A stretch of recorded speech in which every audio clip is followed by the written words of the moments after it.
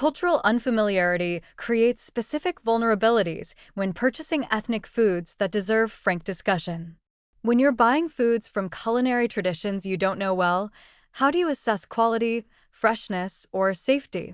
The honest answer is you often can't, and this creates opportunities for problems you'd easily spot in familiar foods. This isn't about stereotyping ethnic foods as dangerous. It's about recognizing that knowledge gaps affect risk assessment. The core issue is reference points. If you grew up eating fermented vegetables, you know what properly fermented kimchi or sauerkraut smells and tastes like. You can distinguish normal fermentation sourness from spoilage. But if you're trying kimchi for the first time, how do you know? That strong smell might be authentic or it might be contamination.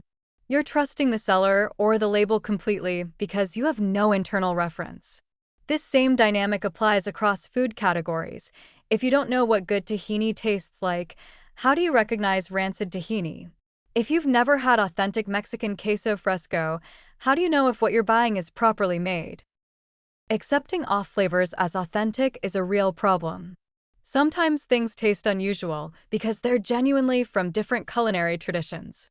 Other times, they taste wrong because something is wrong. Without cultural knowledge, you can't tell the difference.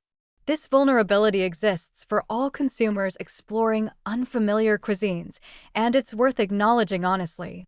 Not recognizing spoilage signs that would be obvious in your own food traditions means you might consume contaminated products while thinking you're having an authentic experience. Let's examine specific risks by category. Asian preserved vegetables sometimes involve fermentation processes that, if done incorrectly, can allow botulism. Traditional fermentation under salt brine is safe. Improper fermentation in oil or with insufficient acid is dangerous. Middle Eastern tahini can harbor salmonella, particularly tahini from regions with minimal production oversight. Latin American fresh cheeses like queso fresco, traditionally made from unpasteurized milk, can harbor listeria. African smoked fish might have parasite risks depending on processing methods. These aren't indictments of these food traditions. They're specific risks associated with particular products when production standards are inadequate. Botulism in improperly fermented products is particularly concerning because the foods involved are often ethnic foods where Western consumers lack knowledge. Fermented garlic in oil, improperly canned vegetables, and certain traditional preparations create botulism risk if pH and processing aren't controlled. Contaminated spices from regions with minimal regulation pose salmonella risks. Parasite risks in traditional preparations like certain raw or undercooked fish, meat, or vegetable dishes require knowledge of which preparations are safe versus risky.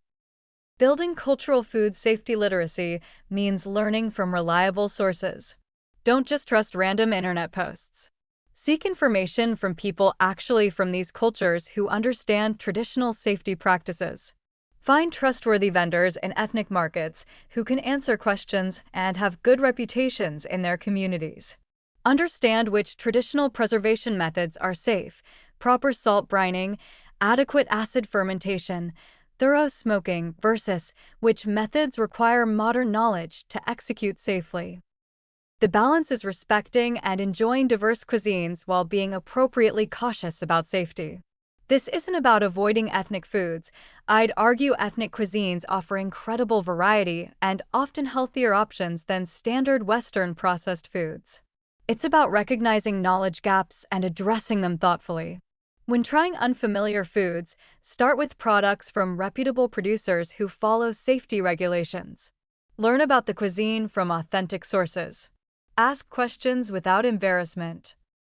Xenophobic stereotypes about ethnic foods being inherently dangerous are completely wrong and harmful. Many traditional food preservation methods are brilliantly safe, developed over centuries.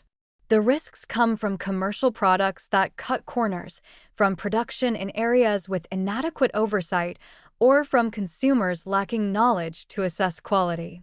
These same risks exist with Western foods. Cultural familiarity just makes you better at spotting problems. The solution is building cross-cultural food knowledge, not avoiding ethnic cuisines. Purchase thoughtfully, learn continuously, and appreciate the incredible diversity of global food traditions while navigating them safely.